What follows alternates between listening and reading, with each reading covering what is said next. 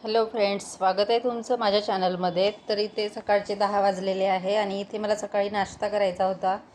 तर इथे मी आज डोसे करणार आहे. तर त्यासाठी इथे बटाट्याची भाजी करायची होती मला. आता माझी मुलगी जास्त बटाट्याची भाजी तिला डोशासोबत फक्त हिरव्या मिरचीची हवी असते, म्हणजे तिला तिखट दिसता कामा नये भाजीमध्ये.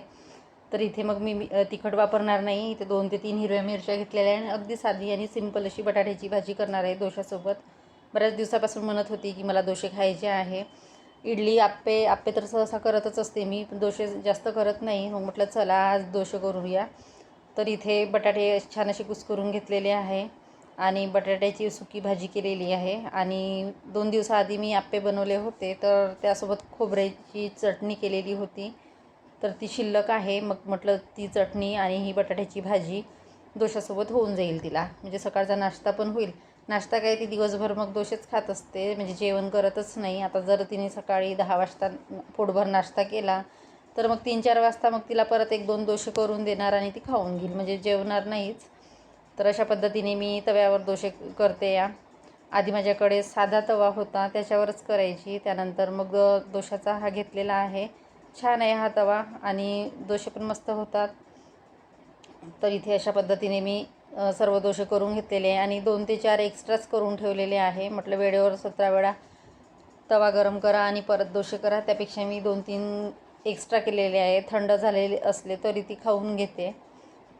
तर या पद्धतीने मी डोसे करते, जास्त मोठे करत नाही आणि एकदम मला पातळ जमत नाही, साधारण करते. आधी तर खूपच माझ्या हाताने जाड व्हायचे, आता बऱ्यापैकी जमतात थोडेफार. तर छान असे कुरकुरीत डोसे करून घेतले आणि मी डोसे करताना त्याच्यामध्ये थोडी मेथी दाणे घालते, तांदूळ भिजत घालते तेव्हा, आणि थोडी तुरीची डाळ, म्हणजे त्याच्यामुळे छान असे कुरकुरीत होतात आणि खायला पण छान लागतात. त्याचनंतर इथे बाजूला मी थोडा भात लावलेला आहे, भात करून घेते. आता ही बघू शकता बटाट्याची चटणी, इथे डोसे आणि इथे खोबऱ्याची चटणी. त्यानंतर इथे आज ऊन तापलेलं होतं, मग गादी वाळत घातलेली आहे. मी आठवड्यातून एकदा गाद्या उशा वगैरे वाळत घालत असते. त्यानंतर इथे बघा हे पक्षी, आमच्या घरटं होतं तिथले 2 पक्षी उडून गेले, त्यातलं हे एक पक्षी राहिलं, तर ते आज खाली पडलं. मग तिथल्या तिथं ते फिरत होतं. त्यानंतर इथे दुपारी 4 वाजताची वेळ आहे. इथे मग गादी छान वाळलेली होती, मग मी तिकडे एक बेडवर आणून ती गादी व्यवस्थित लावून घेतलेली आहे. दर आठवड्याला गादी छान वाळवली की बरं राहते, नाहीतर एक तर मग कसं पावसाळ्यामध्ये जास्त वाळवल्या जात नाही आणि कुबटपण वास येतो पावसाळ्यामध्ये. मग म्हटलं आता जशी ऊन आली, पावसाळ्यामध्ये जरी थोडीफार जरी ऊन आली तरी मी वाळत घालत असते उशा गाद्या वगैरे. त्यानंतर इथे कपडे वगैरे काढून घ्यायचे होते, कपडे पण काढून घेते. आता सध्या वातावरण चांगलं आहे, आमच्याकडे पाऊस नाही आहे. आता थोडी गरमी व्हायला लागली आणि आता 8-10 दिवस तरी पाण्याचं वातावरण नाही असं बातम्यामध्ये सांगितलेलं आहे. तर म्हटलं सर्व बेडशीट वगैरे आपल्या धुवून होतातच. आणि त्यानंतर इथे सर्व कपड्याच्या फोल्ड करून ठेवून देते. आणि त्यात आमचे नळ 1 दिवसानंतर येतात, तर आज नळाचा दिवस आहे, त्यामुळे पाणी वगैरे भरायचं आहे. मग थोडं लवकरच कामी लागावं लागते. दुपारचे कामं म्हटले की कपडे काढणे, झाडझूड करणे, थोडेफार भांडे असले तर. त्यानंतर इथे टेबलवरचा हा कापड होता तो मी धुवून घेतलेला आहे, कारण काय झालं की काल आईस्क्रीम आणलेली होती आणि रात्री त्यावर ठेवली तर ती माझ्या हाताने पडली. सर्वीकडे असं चिकट चिकट झालेलं होतं. सकाळी त्यावर 1-2 माशा दिसल्या. म्हटलं असं ते निघणार नाही, मी कापडाने पुसून काढलं तरीसुद्धा माशा लागत होत्या. मग म्हटलं धुवूनच घेते. मग ते धुवून घेतलेलं आहे आणि त्यावर सगळं सामान असं व्यवस्थित लावून घेतलेलं आहे. त्यानंतर इथे उशा पण वाळवलेल्या होत्या, उन्हामध्ये ठेवल्या, त्याचे कवर सर्व धुवून घेतले. इथे सोफ्याचे कवर पण धुवून घेतलेले आहे.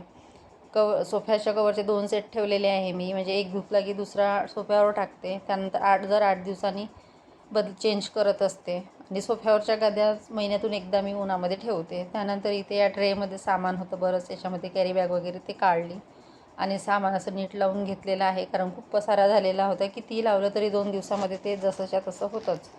मग ते बदलत राहावं लागतं, पुसून घ्यावं लागतं.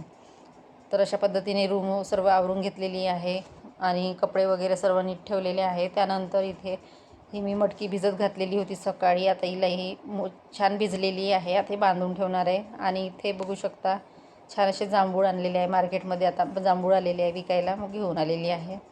आता नळं आलेले आहे इकडे आणि नळाचे 1 दिवसानंतर नळं येतात, त्यामुळे आम्हाला पाणी साठवून ठेवावे लागतात. तर इथे मी 4 ते 5 गुंड पाणी भरून ठेवते एक्स्ट्राचं, म्हणजे नळं येईपर्यंत आम्हाला पुरते.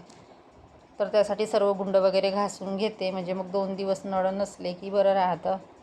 आता आज जर नळं आले तर आता एकदम परवा येतील. तर अशा पद्धतीने प्यायचं पाणी साठवून ठेवावं लागते. 1 माठ आणि 4 गुंड असं एवढं भरून ठेवते मी, म्हणजे पाणी पुरतं आम्हा तिघांना. हे गुंड जे आहेत माझे गोल आकाराचे, हे घासायला एकदम मस्त सोपी आहे आणि कुठल्या याला रेषा नाही, त्याच्यामुळे असे डागं वगैरे पडत नाही आणि एकदम स्वच्छ लवकरच होतात. जास्त वेळ लागत नाही याला घासायला आणि पाणी पण बऱ्यापैकी बसतं याच्यामध्ये. तर इकडे बघू शकता नळ आलेला आहे, पाणी भरून घेते. त्याच सोबत ह्या पाण्याच्या बॉटलसुद्धा आहे, ह्या पण भरून फ्रीजमध्ये ठेवायच्या आहे आणि ते एक ड्रम भरून ठेवते मी, म्हणजे कधी कधी नळ नाही आले तर इथलं पाणी वापरता येते.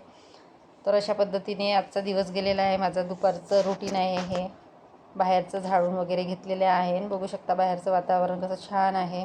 त्यानंतर इथे संध्याकाळी 5 वाजता मुलीला सलाद करायचं होतं, म्हणून तिने ते गाजर, कांदा, टोमॅटो, काकडी सर्व मिक्स केलेलं आहे. तर असा माझा आजचा व्हिडिओ होता. आवडला असेल तर लाईक करा, शेअर करा. Bye bye.